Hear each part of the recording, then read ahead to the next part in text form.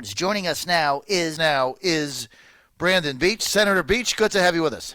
Well, thanks for having me, John, and hope you and your family had a Merry Christmas, and look forward to it 2021. Well, it's going to be better, we hope, than 2020 with COVID and all these lockdowns and stuff. Yeah. But anyway, Senator, good to have you with us. Now, I understand you've got another hearing scheduled for tomorrow. Can you walk us through that? Yeah, what we're going to do is we'll adopt the report from our first meeting with Ray Smith and Rudy Giuliani. You were aware of that. You were at that first meeting, so we will adopt the report that Senator Ligon, Chairman Ligon, has put together. We will hear more testimony from people that just keep coming forward, signing affidavits and wanting to testify. And then we'll continue to ask questions and get to the bottom of what happened on November 3rd and make sure it doesn't happen January 5th in this runoff.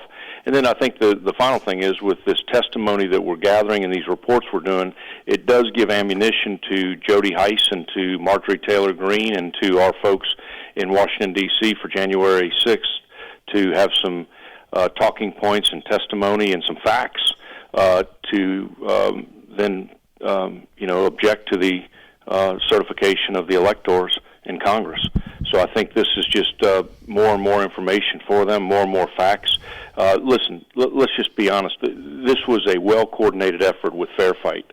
There was systemic fraud that occurred from out-of-state voters, from felons, from double voters. 1,700 people double voted, from the drop boxes not following chain of custody, and then obviously from the State Farm Arena incident that we've all viewed on video, where they're taking suitcases from underneath the table and counting votes. And we had some testimony where absentee ballots were not even folded. Well, when you get an absentee ballot, it comes folded in the mail, and these were straight, pristine, not folded ballots. So, I mean, there was fraud in this election, and we just need to get to the bottom of it, and that's what we're going to continue to do. And we appreciate you continuing to fight the fight. Okay, so I understand it. So basically, what you're doing on Wednesday is to get more evidence, more people to come forward, get the evidence, compile it, adopt your report, and then be able to share that with Jody Heiss and Marjorie Greene. So when they debate Georgia, and we get Tommy Tuberville, a couple other senators, when Georgia's debated for the 2 hours, you've got the evidence. They will have facts and evidence of what happened. And it's because of William Ligon and Burt Jones, myself, and Greg Dolezal continuing to push this Judiciary Committee, because I don't think, I don't have any confidence in the Secretary of State doing any investigations. I just don't think that they're capable of doing any investigations, and they have not to this point. I have been told they've called the GBI in to assist, but the GBI should be taking this investigation over, in my opinion. They don't need to be assisting Brad Raffensperger. They need to be doing the investigation. They need to be talking to those people at State Farm Arena, those individuals that were there at night when everybody went home. I think if they did talk to them, that they would get some evidence from those folks. Why has nobody talked to the two poll workers that were in the State Farm Arena with the video? Why has no one talked to them, Senator Beach?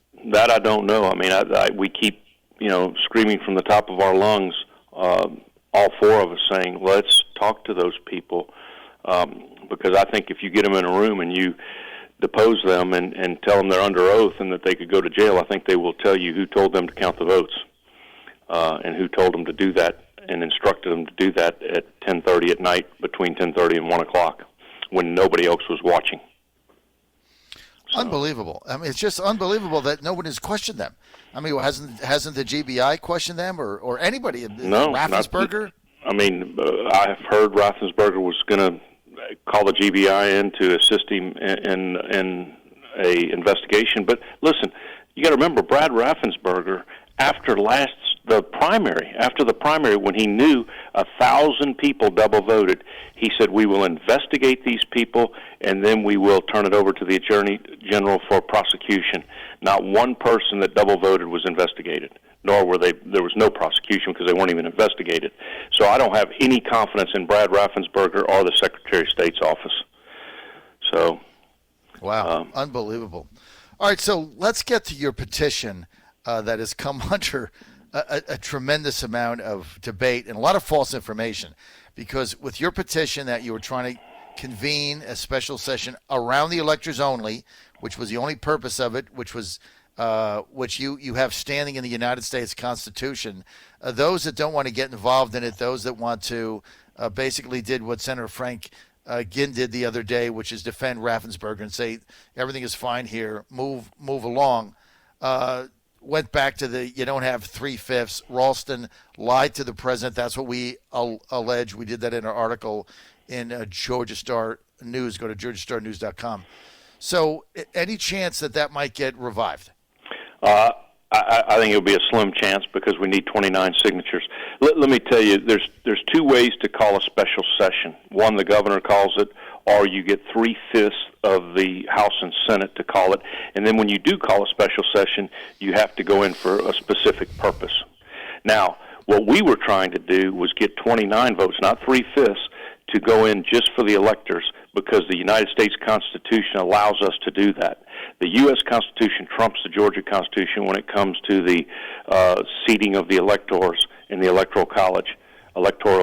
So we were just trying to go in with 29 votes in the House, and then in the Senate, and if Ralston could have got 91 votes, then we could have went in, and we could have went in for that one thing only. It would have been a special session, but it would not have been a usual special session. It would have been in for one thing and one thing only, to certify electors for the Electoral College. Right. And that's all we were trying to do. And, right. And you don't need 3/5, and you don't need the governor. Right. You just need 29 votes in the Senate and 91 votes in the House. So you've got 35 Republicans, and you couldn't get 29 votes. No, we could not. You had 12. Yes. Unbelievable. See, some people, Senator Beach, that's why we nicknamed it, by the way, hashtag Beach Balls on social media. I mean, it took balls to put this forward, but the fact that you only got 12 signatures out of 35 senators, think of that, folks. I mean, think of that. You've got 12 out of 35. That means that 23 Republican senators wouldn't sign the petition in order to have a special session cloaked around only the electors in order to investigate the fraud and maybe make a decision on that. 23 Republicans just went with basically Stacey Abrams. I mean, that's unbelievable. Well, and the sad thing is, John, and this is after everybody had viewed the State Farm Arena video, which showed clear shenanigans going on in the middle of the night. This is after all our senators knew there was at least 1,700 double voters. We knew that there were out-of-state voters. I mean, even our one of our Secretary of State employees, or I guess contract employees now, Gabe Sterling, has come out and said a lady voted from his house address from out of state. Now, she'd lived there, but she hadn't lived there for 3 years, moved out of state, and she voted in this election using that address. Now, I mean, you just can't make this stuff up. And so when you see all of these incidents happen, and you see the felons voting and the chain of custody being broken, like I talked about once on your show earlier about Cobb County, where the drop box was picked up on 10/24, not taken to the elections office until 3 days later. Where were those 900 ballots? Where'd they go? Were they in the back seat of a car? Were they in the trunk of a car? Were they being manipulated? And what really now bothers me is I don't seem to see any sense of urgency from the Secretary of State's office when it comes to drop boxes, chain of custody, to this mobile voting unit we have in Fulton County, and just really to the overall security around the absentee ballots, the signature process. I mean, you've talked to Greg Dolezal. He purposely sent in a different signature on an absentee ballot request, and it came to him 2 days later. The signature didn't even come close to matching. We had 3 other state reps that did the same thing. They just scribbled a different name, and they received absentee ballots. There is no signature verification going on. There is no sense of security at all, in my opinion. And what really bothers me is if we don't have security at Fulton, DeKalb, Gwinnett, and some of these counties that we know are incompetent and have problems counting votes and getting the vote information to fruition, we're going to have the same type of problems if we don't have some law enforcement there watching those scanners, watching those absentee ballots being counted, and so on. I don't have a good feeling for January 5th if we don't tighten up our security. You're on the John Fredericks Radio Network. We're with Georgia State Senator from Cherokee Republican, Brandon Beach, on social media. We nicknamed him hashtag Beachballs, is with us. So, Brandon, what's going to be different on the 5th?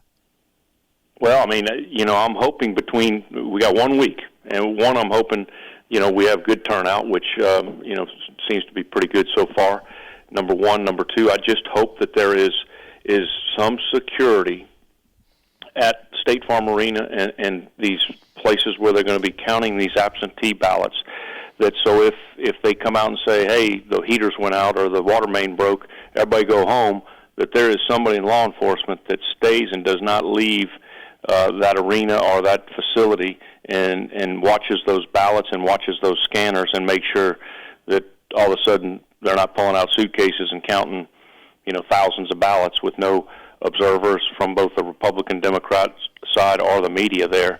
And the Secretary of State's office, they didn't have anybody there during that 3-hour period when all that mischief happened. So we've got to make sure we've got some security around these absentee ballots. Listen, here's the dilemma. None of these counties were prepared for any of the amount of volume of absentee ballots.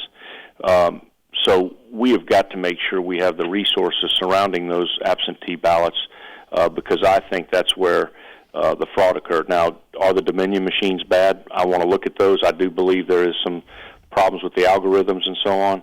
But I definitely think in the November 3rd election, where all the systemic fraud happened, was in the absentee ballot process with those absentee ballots, like I said, that weren't even folded and just appeared.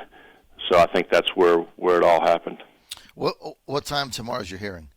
9 o'clock. 9 o'clock, and that's at the state capitol? Yes, room 450. All right, room 450 tomorrow at 9 a.m. Is that going to be streamed, do you know? Yes, it will be. All right, so we're going to be watching that. We'll put the stream out on our Facebook page when I get that a little bit later on today. And I want to thank Senator Beach for being with us and for fighting. And again, it's hard for us to fathom that 23 Republican senators didn't sign on to that petition to just get a special session to get the truth out. It's depressing and it's unfathomable, and I think they should be held accountable. They have to give an answer, and the answers they give is, well, we need 3/5, which is a lie. Well, John, I'll continue to fight for what's right, number one, and number two, for my constituents, because they are not happy right now. I'm hearing from them every day, and they are not happy with what's going on.